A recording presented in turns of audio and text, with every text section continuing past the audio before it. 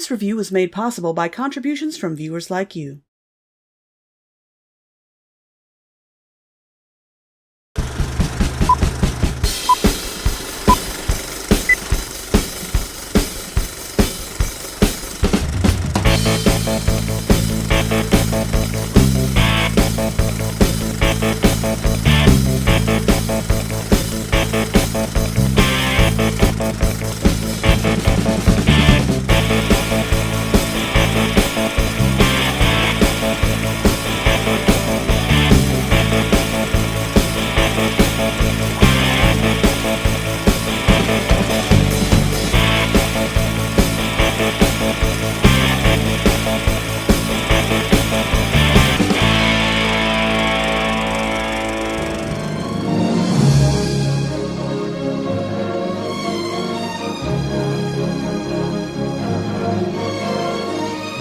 Hey guys, the month of February is when I usually talk about stereotypically girly movies, and in February of 2018, I took the time to talk about a whole bunch of Swan Princezz movies.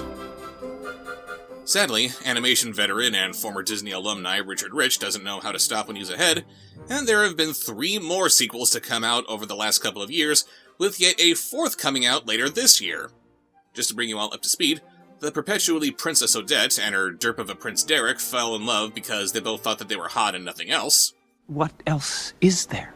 They dealt with an evil sorcerer who turned Odette into a swan, they defeated his protégés, busted his ghost, fought some xenophobic flying squirrels who then worked at their castle until the movies just forgot about them. Then O'Derrick got a daughter that they don't have to worry about raising themselves, since God forbid that parents in Richard Rich movies act like authority figures.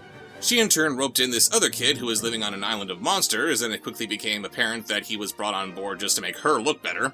They uncovered this plot by a neighboring count who sought to swindle the local kingdoms out of their combined treasures just so he could then steal the combined treasures that they were going to give them willingly.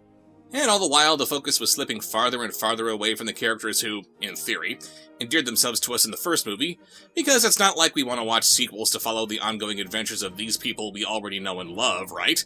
Just keep throwing us these new characters to distract us from the fact that you have no idea where to take these movies, despite your bizarre insistence that you keep making more of them.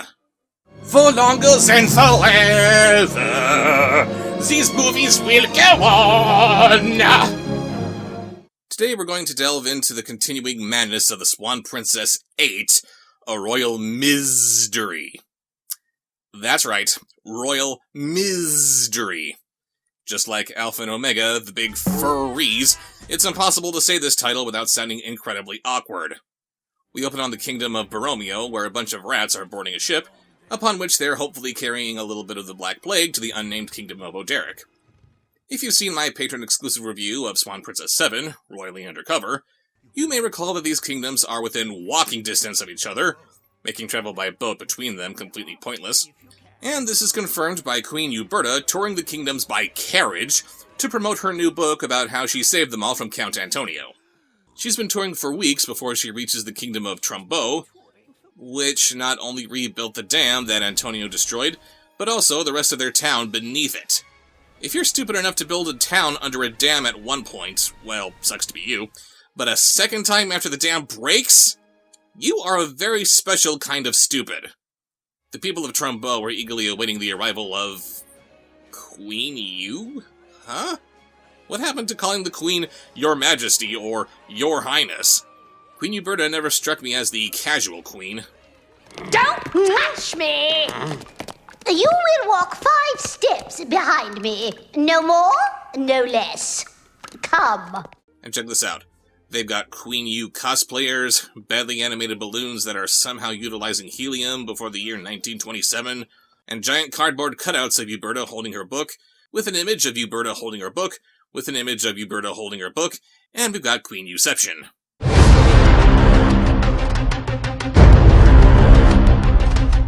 Several hours of not ruling her kingdom later. Time to boogie home. While the trailer moves horizontally? I guess that's how you boogie home? Those rats from before make it safely to O'Derrick's kingdom, to which, I repeat, they could have just walked, and there isn't a soul aboard the ship. Is this implying that the rats ate the crew like Count Dracula, or was the ship on autopilot? After they make sure that we clearly see them getting to the castle, We cut to the next morning, where Uberta makes a chilling discovery. I told you Uberta moths are nothing more than pale butterflies. This is not the work of a moth. More like a mountain lion. Or a dingo. A dingo scratched my baby! Done. Get back here. This is what you signed up for. I didn't sign up for this shit! You signed up for all the shit. Yep, that's what passes for humor in this dreck. But don't feel bad, Uberta. The dingoes scar everyone sooner or later. I know exactly what made these marks. It was bound to happen the way you clutched that book day and night. What have I done? No! I don't know, Rogers. These scratches aren't really consistent with Mother's nails. And I didn't see any fibers under her nails either. You're not a forensic scientist! Oh, and, my guest writer, Grace Starks, insisted that I keep Jean Bob here throughout the entire review. That's my pet the frog. Sorry for yelling. Give her back to me! You can't touch her! Oh god, she's personifying a book. We're delving into cool cat territory here. Here you go, sign! They think that some kind of animal might be the culprit, so Derek searched the grounds personally, instead of, sending their servants out to perform that task. Raccoon? Too small. And American. Oh, possum. Where do you think you are? Has it been established where this kingdom is exactly? Not at all, but I very much doubt that this kingdom is set in North America, native land of raccoons and possums. Ugh. Rats? Your best friend is a frog. If there's anybody who knows not to judge a book by its cover, it should be you. And what about the whole squirrel thing? What, they can be your friends, but rats can't? Rats? Tell me, is this one of those times when it's okay for a husband to not tell the truth? Actually, it's required. Oh, then these tracks were made by friendly, fluffy little mice who smell of cinnamon. After that weird little exchange, we fly through the kingdom of Borromeo again. Well done, movie. Your intriguing Myztery is being upstaged by scenery.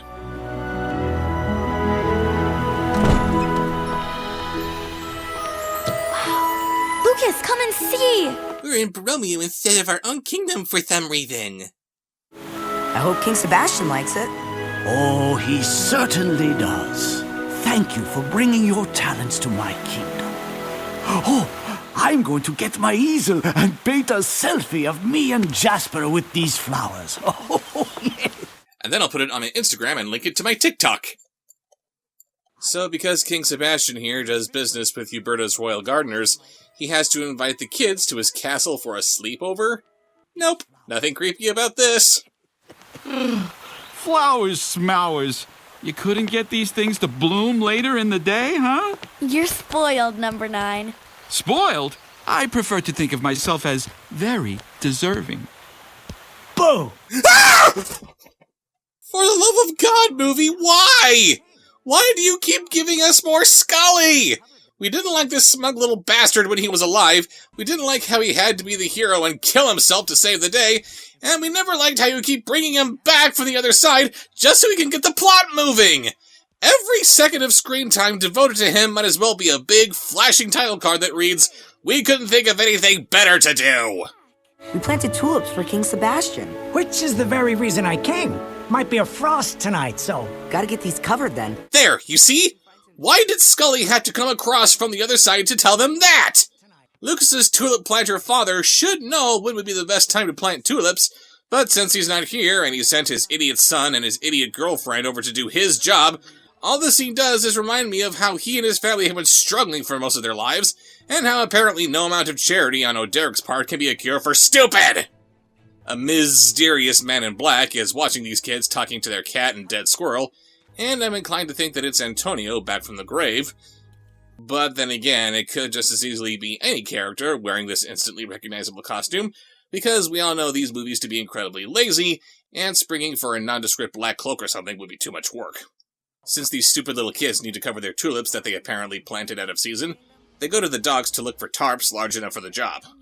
1. Why do they have to rely on Jasper to look for something to cover them with?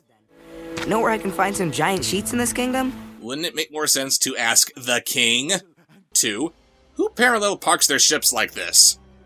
The kids come across Antonio's first attempt at building a submarine, and because they're idiots, they climb inside to see if it works. Unfortunately, their little undersea adventure that can only end with them drowning is interrupted by... Looks like you caught me again, Hunch. Oh, except this time I used the sidearm casting snatch. Since it's tighter than your basic overhand toss. Translation, don't expect to be home for dinner. What?! So not only do the squirrels have an afterlife, but those stupid monsters from Zwan Princezz 6 have one too? Why are they on the same existential plane? Why does he have Wonder Woman's lasso of truth?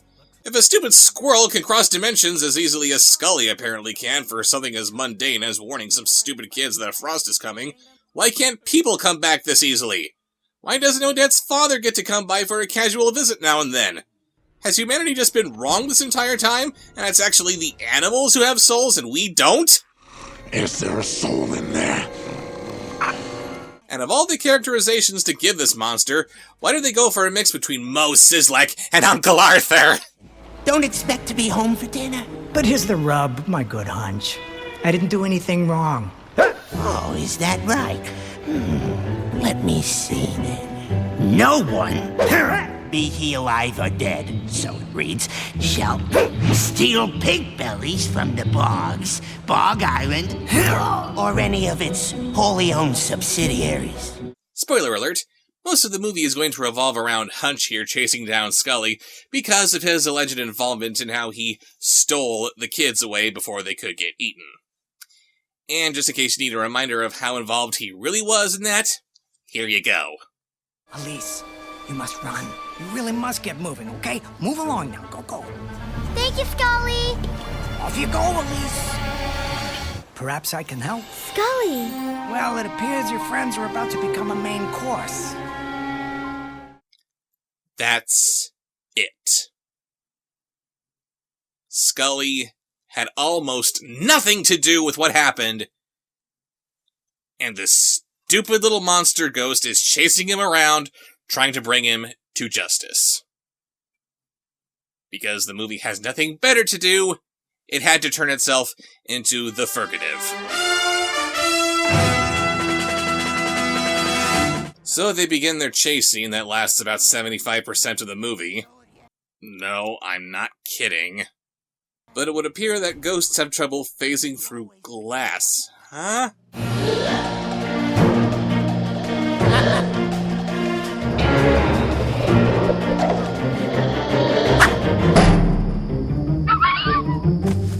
Oh, that's why he can't phase through glass, all for that one joke. Wasn't worth it. Scully witnesses the kids being stalked by the man in black before being dragged off. Then we cut to Rogers' laboratory the next day, where he's trying to use Jean-Bob to reverse engineer Antonio's recovered submarine, but he doesn't have the heart to take it apart like a real scientist would because he's a dumbass. I would sooner die than deconstruct such a work of genius. Please, Jean-Bob, you're the only one who can do this. I must figure out how they made this thing work. Take pity on an old man of science, won't you? Oh, all right. Great. Now jam yourself down in there. Don't worry, boys and girls. If the animal is anthropomorphic, it's not abuse. Oh, I've got it. I know how it works. They pressurized a discombobulator and nincomfitted the cogmaster to a wheelheimer. Did they use multimodal reflection sorting too? To their surprise, mysterious Z's start appearing everywhere, even on their own bodies. It's implied that the rats are responsible for this, and okay, maybe they would be able to mark Rogers' blueprints while his back is turned. Maybe they could mark Speed's shell without him noticing it, And fine, Jean-Bob does complain about something scratching him while he's trapped in the sub's machinery. But later we see more Z's spontaneously manifest on Puffin's foot, Derek's shoulder, and Odette's locket, and no one notices it! That is just impossible! How can this be the work of rats? Rats on an evil mission from who knows whom. All of us.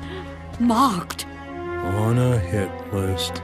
Let's not jump to conclusions. These could be the marks of friendly cinnamon-scented mice. And this is why the camera's been pointed away from you during most of the last several movies. This is just incredible. She says this line with such sincerity that not even Derek can believe she said something that's stupid. It's one thing for everyone else to look at her in confusion because they weren't there when Derek first made that joke to her, but when she repeats it, the only thing he can think is, wow, seriously? I didn't think I needed to explain that I was kidding when I said that before. It's bad enough that Derek's running joke is, What else is there? But this only confirms it. I'm sorry, Odette, but you will forever be cursed with... These could be the marks of friendly cinnamon-scented mice. Derek conclude that if they're all marked, it stands to reason that the kids are probably in danger too, so we rush over to... No, damn it, no! As if the stupid reality cooking show a few movies back wasn't stupid enough, they need to come back to this stupid island to have all these bog things punish Scully for... what, helping the kids escape? His involvement in which they should all be completely ignorant? At least it kind of made sense in context since Rogers was trying to buy himself some time. But this? Why do you feel the need to make another reality TV show parody? And why does it need to be with these things? Because the fans demanded it? No, they didn't! You don't know that. Yes, I do. No fan base could be this stupid! Here we go. Again. Not even the characters want to be a part of this shit! Back in Borromeo. Beautiful. A bouquet for every home in Borromeo. The man in black shows up to observe this waste of taxpayer dollars and orders the rats to make another Z in the king's new tulip garden. Oh no, how horrible. You don't want to stick the rats on the king and eat him so you can take over, Mr. Man in Black? Mama! Papa! Aw, look at that. They gave Odette a new, kinda sorta military-like costume, implying that she's actually gonna do something. It's cute. These could be the marks of friendly cinnamon-scented mice. Several hours later... You saw what's been done to my tulips. Someone's leaving a mark. Odette, go wait in the car and paint your nails or something. The king kills a little time by showing off the statue of Antonio and his lackey Niccolo, the latter of whom was more or less the Lawrence to Jack Nicholson's Joker, someone of so little consequence that he wasn't even worth mentioning in the last movie, and now he's got a statue for some reason.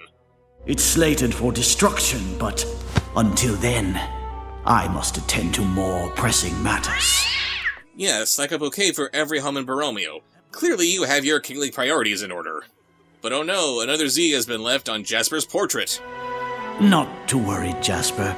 We'll have it repaired in no time.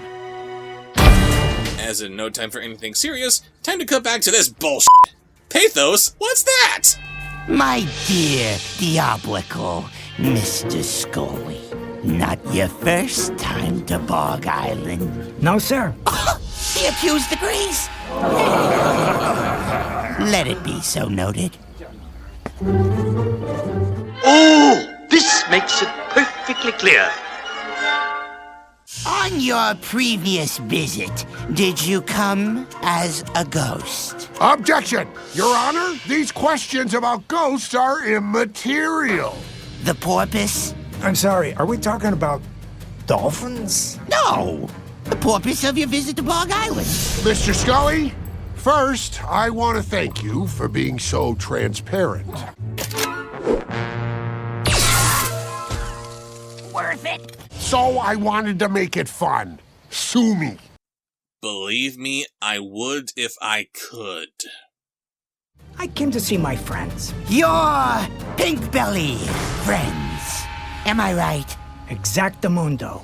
And these pink belly friends, are they the same pink bellies my client was planning to eat? The very same. And then suddenly they were set free.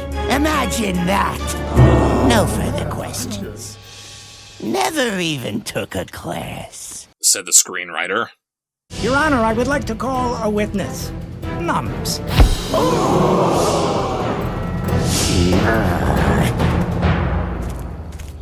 Sir, you seem an honest bog. I'm sure you wouldn't accuse me of stealing if you didn't see it yourself, right? Yes. So how did I do it? When we weren't looking, you untied their ropes and hauled them off. Oh, you saw me do that, did you? Yes, I did. You thieving ghost! Order! One final question before I turn myself over to your justice. Hold on a second. Nums here said he wouldn't accuse Scully of doing anything if he didn't see him. Then he outright says that he didn't see him do it. I thought that Scully was going to be kind of clever and have the case thrown out on the grounds that no one witnessed him doing anything. But they do nothing with this dialogue. I am offended. Never even took a class. And then Scully just flies away. Thanks for wasting 5 minutes of our time, movie. He once again spots the incredibly stealthy Man in Black, who orders the rats to chew through the chandelier that everyone just happens to be standing under. I can't tell which chandelier crash looks worse, this or Alone for Christmas. Scully chases after the Man in Black, who seems more interested in doing showy acrobatics than, getting away. Then the never-ending game of cat and mouse between Scully and Hunch resumes. I can't find the Man in Black with this fella chasing me. What fellow?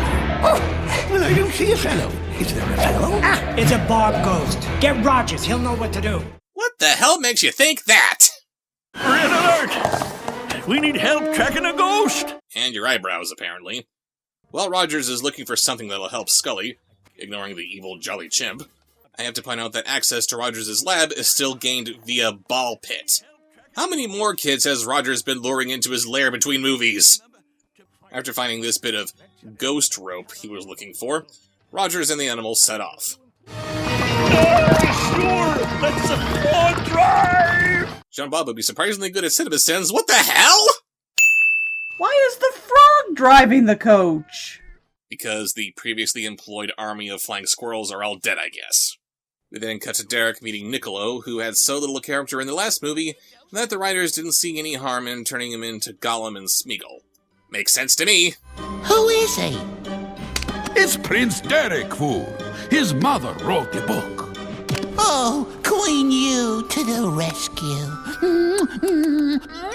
And maybe this bouncy, over-the-top animation would work better if this guy were still in hand-drawn animation like the first 3 movies, but in CGI, it's just incredibly off-putting. I think we're done here. Psst. Antonio's back. And no, not possible. Nope. Not at all possible for someone to come back from the dead. On the first day of Christmas, Prince Derek gave to me a way back to Earth. Moron! Then because the last movie was lacking in songs, this movie has to play catch-up by giving us this. Just... Huh? Listen to you. Are you joking me? I'd not hold my breath if I were you. Make it stop! Make it stop! Is there any way to make it stop? It doesn't do a single thing to advance the plot. They think that it should be there when it really should not. This whole thing feels like nothing but an afterthought. Make it stop! Make it stop! Make it stop! If I were you.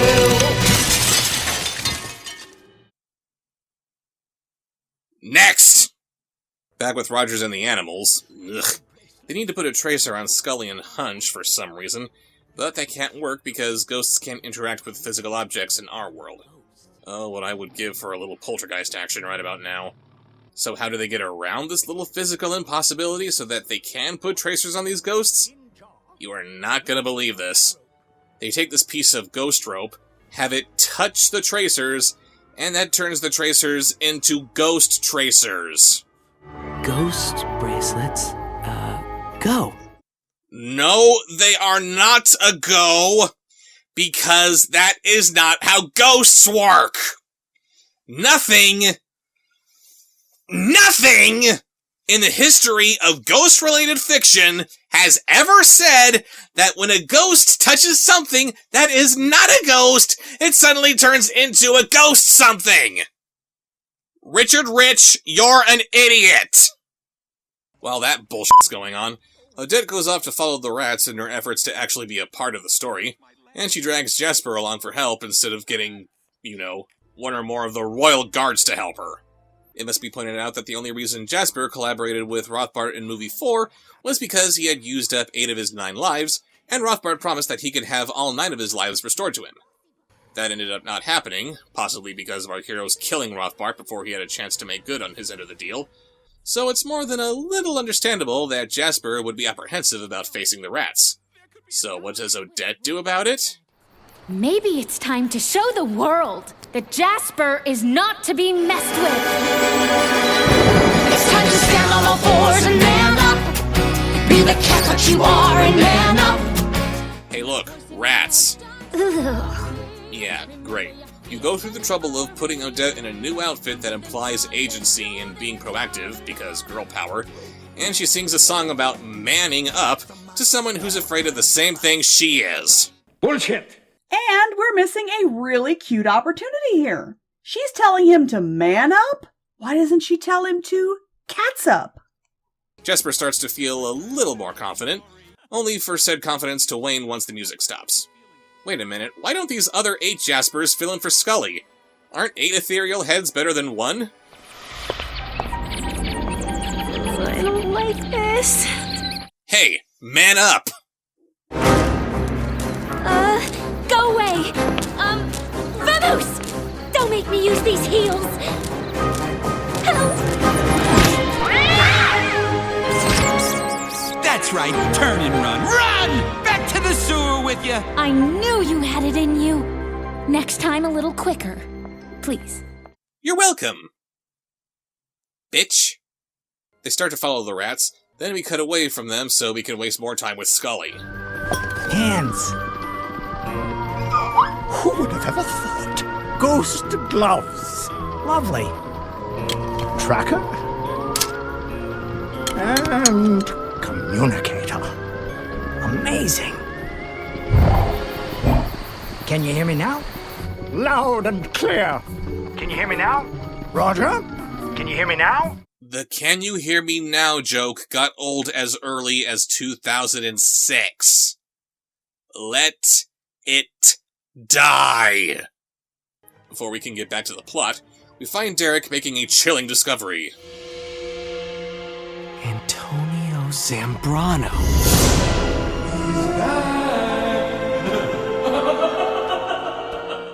Oh no! It is Antonio leaving these little Z's behind, because there's nobody else in the entire world with a name that begins with Z!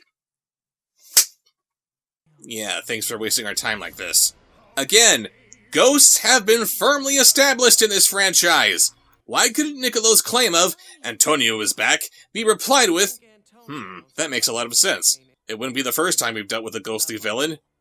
Then because they still need to place a tracker on Hunch, we waste even more time as we cut back to Scully and pals, leading him into a trap. And the kids are there with them?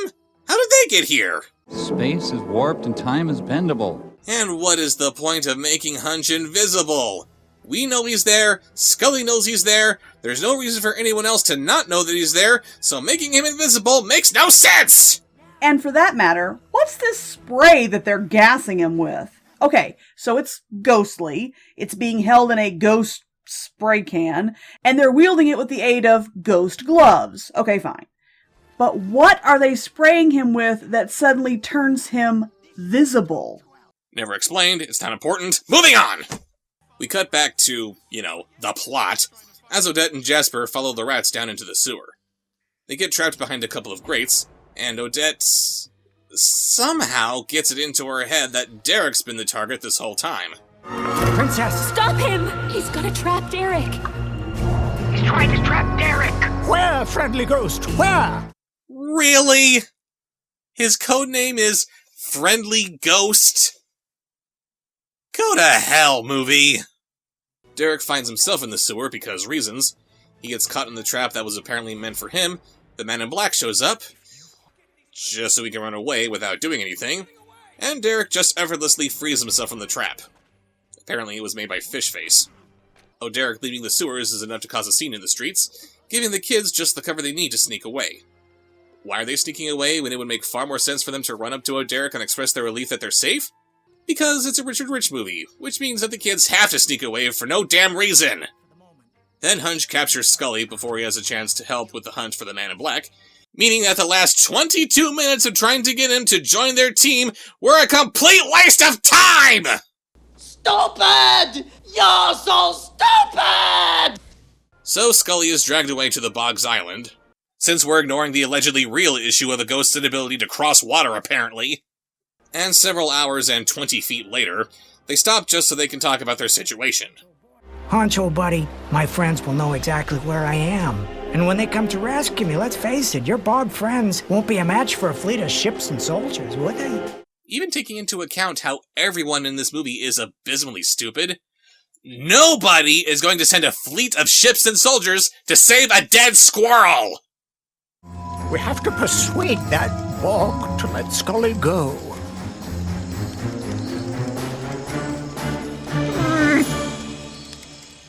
Okay, I'll do it. What?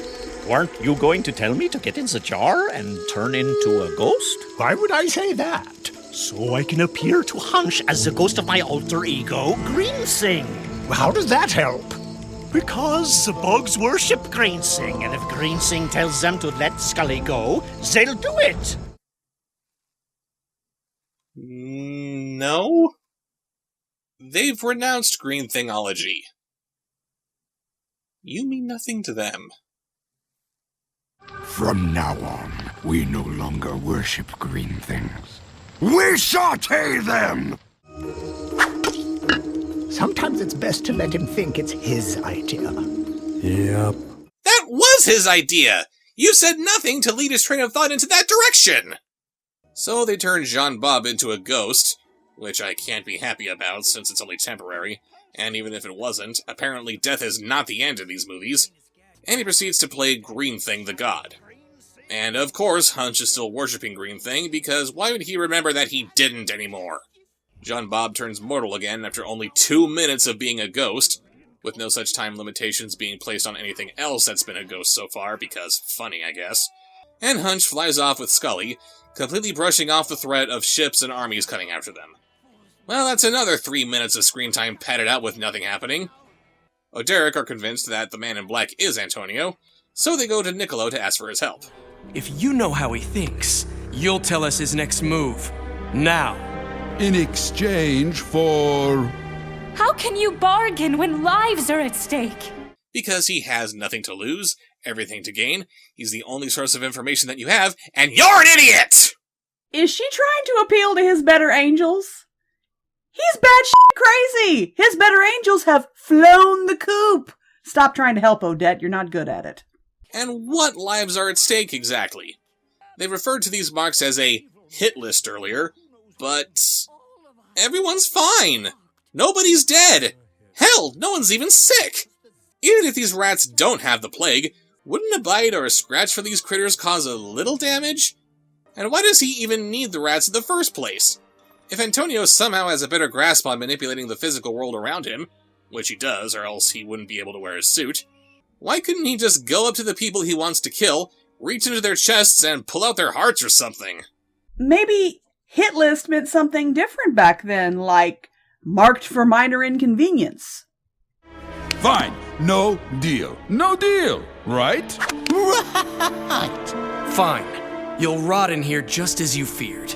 Oh wow, he's got him backed into a corner now. This guy really knows how to bargain. You haven't offered him anything! Whatever he would do has already happened. That doesn't tell us anything. The children. No, that's impossible. Is it?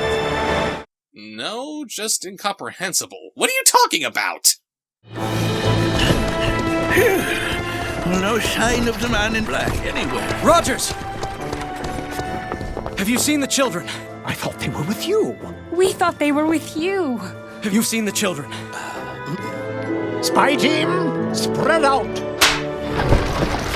The only chance of finding them are the rats. My thoughts exactly. Of course! They might have been kidnapped, or maybe they're wandering the cavernous halls of the castle, or maybe they just walked home because they were a little bored, but no, your only lead is to follow the rats. They effortlessly find the rats again, which lead them down into this tunnel through Nicolo's cell, and... Wait, what? How did they get here? The last time we saw them was when they were sneaking away to do... something, and then they're just... here? What happened? I guess the man in black took them, but... how many hours have passed since then? Have they seriously just been standing here all this time without even trying to escape? Why didn't he just kill these kids if they've been marked for death? Papa, I'm so sorry. You've got nothing to be sorry for, Elise. Yes, she does. She wandered away for no reason! Now let's see.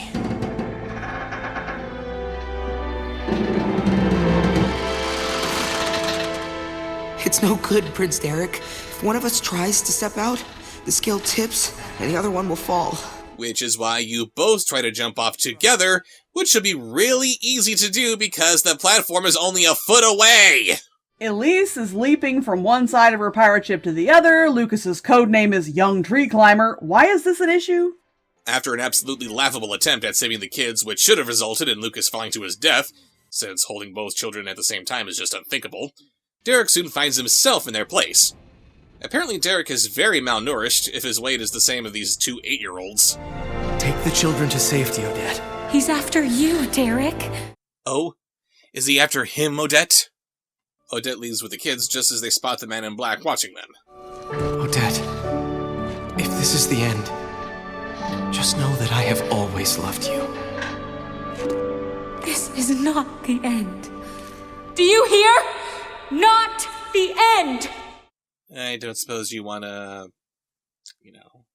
man up to get him to free Derek!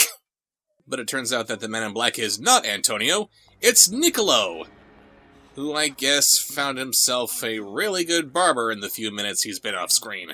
I thought he was supposed to be a smarty. Only according to his mother.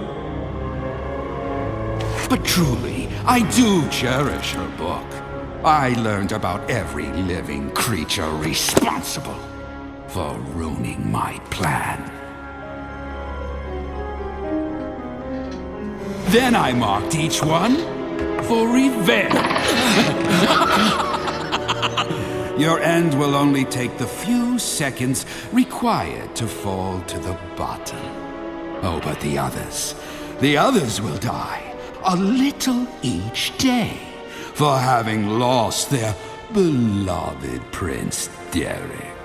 Are you kidding me? Are you kidding me? No, seriously. You have to be kidding me! You went through all of this trouble to somehow bulk down to fit into Antonio's ninja suit, train an army of rats, to leave your stupid little Z's all over the place, to mark all of these people for death, just so you could kill Derek and no one else, just to then leave everyone else completely alone and let them die of sadness over the course of who knows how long? That's all the plan that you could come up with? What else is there? And granted, the loss of Derek could probably kill Uberta. It would be devastating to Odette, but I can kinda see her getting over it eventually, especially if this movie's trying to push her into being tougher or some crap. Elise, she'll be fine. She lost her real father and she got over it in a couple of days. Lucas, he doesn't care. The animals, they won't care. Actually, hold on a minute. Nicolo said that he figured out who to mark for death by sad by reading Uberta's book? Considering her complete lack of empathy to Antonio hitting a home run with Jean Bob earlier, I'm inclined to think that she doesn't know or care about any of Odette's animal friends. Why would they be written into her book, especially since it's being written from the viewpoint of how she was the hero? She told the story of how she saved her kingdom from being taken over by Antonio, which, by the way, wasn't even Niccolo's plan! Everything was going perfectly. The flood, the rescue, the flirting. The only thing left was hijacking Uberta's ship at sea. But now I have to change my plan! But now I have to change my plan! But now I have to change my plan! I just can't believe this. We've had all of this build-up that clearly pointed to the ghost of Antonio coming back from the grave to exact his revenge, giving our heroes the challenge of dealing with an adversary who can't be killed. But no, we gotta go for this Scooby-Doo Old Man Niccolo twist, which doesn't make a damn bit of sense! Why did this have to happen?! And I'm sorry that we have another lackluster villain leading my imagination into a dark path, but if you really want to cause some pain and suffering, why not murder the children? You've had plenty of times to kill them, and no one would have seen you doing it. Pretty sure a Christmas present left on O'Derek's doorstep with the kids' severed heads inside would bring a little sad into their lives. Oh, come. It's not my fault. We wouldn't even be here if you hadn't been so lucky as to avoid the chandelier and the sewer trap. Luck had nothing to do with it. Some people have friends. Real ones. The kind who will do anything for the people they love. Oh my god, are we really getting a lecture about the power of friendship? Yes, because friendship is magic! Actually, Derek, they're quite devoted. And more effective than your friends. After all, you are going to lose. I do have one last question. Why did you make the death button the size of a dinner plate? Why the Z? Oh, Derek. I'm disappointed in you. Nico. If only you had more time in life, perhaps then you would have learned to look beyond the obvious.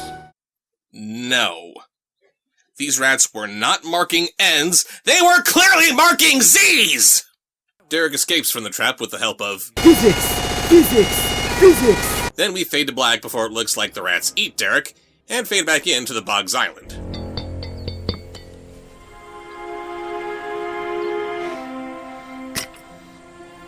Please, Hunch. All I want in the whole world is to know my friends are safe. If you let me go, I promise I'll come back. I will make the Pink Bellies promise to never come rescue me. Ever. Why would you sacrifice everything for them? Because they would do it for me. No, they wouldn't. Nothing in your interaction with them suggests that they would. So Hunch lets Scully go so that he can be the hero. Ugh. Then we find Niccolo and Derek at the docks, where Derek is tied up in that old submarine prototype. They'll search the pit for you, but you're going to disappear in a way they'll never find you. What does it matter if they find him or not? Why didn't you just throw him into the pit? Why did you have to save him from getting eaten by the rats?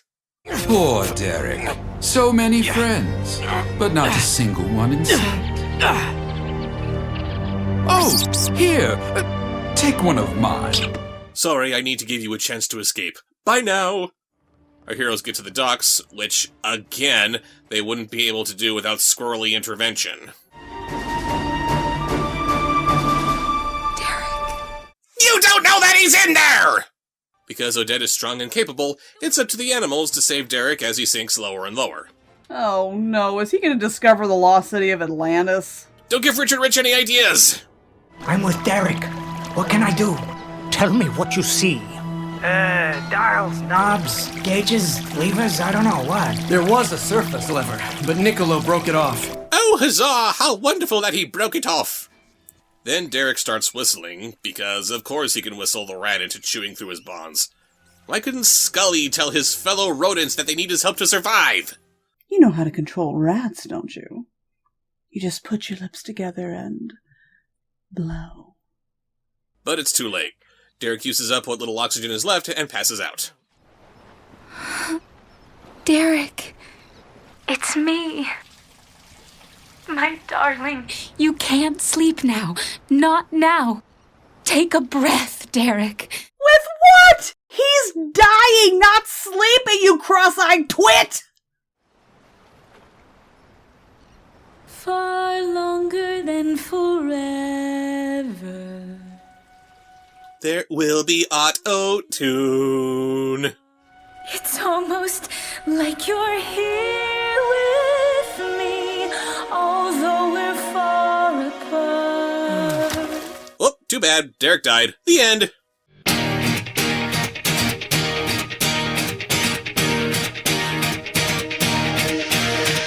And of course, the rat's fine. Rats don't need oxygen. Then from out of nowhere...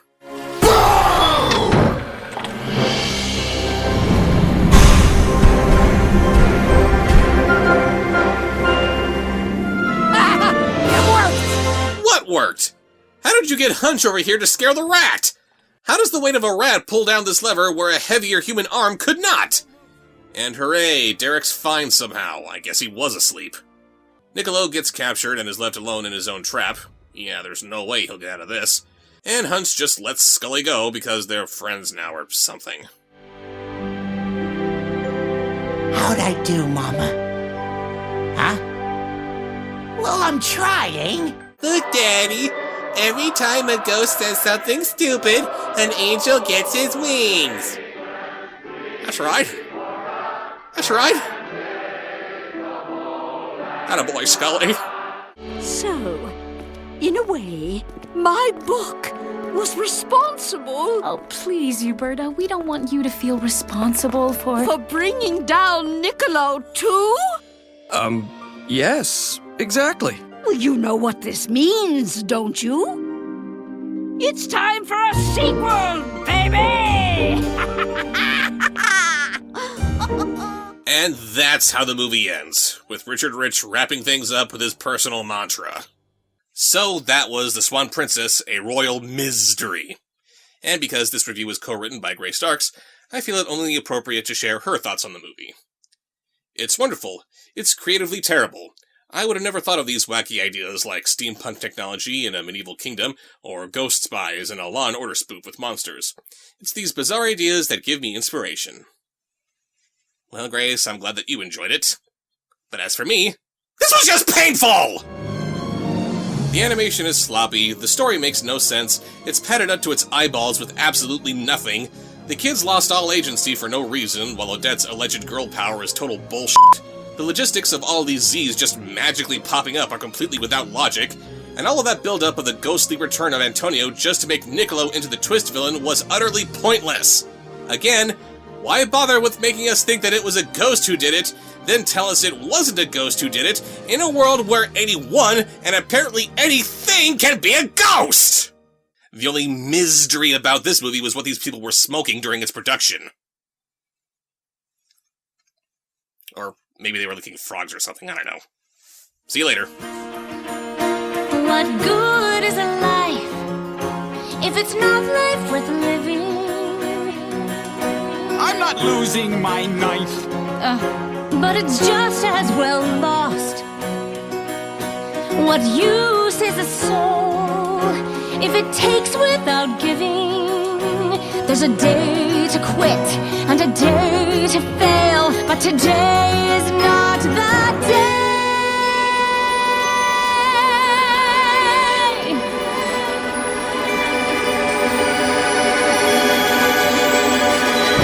It's time to stand on all fours and man up.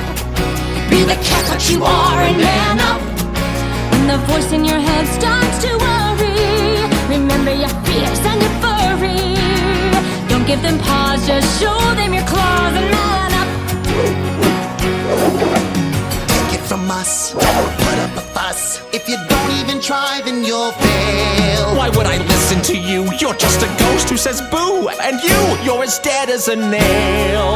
There's a time to stand, there's a day to fight. And today we stand with all our might. It's time to stand on all fours and man up. I'm feeling something. Be the cat that you are and man Is up. this conscience? Could I really give up not caring? Be a cat with courage and daring. I don't know if I can, but we're stuck in a jam. I could man up. I'm the cat for the job. Man up. I'm a tiger inside. Man up! Send those rats to their fate in a scurry. I'll break out my fast and my fury. Make your first stand on end, let your will never bend. And don't be a doormat, be a rat-catching cat. And don't give them paws, just show them your claws. Yes, I can. Now man up! These could be the marks of friendly cinnamon-scented mice.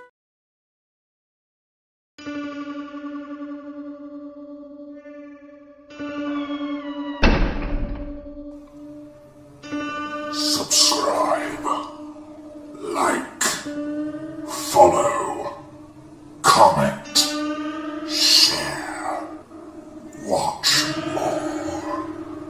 more.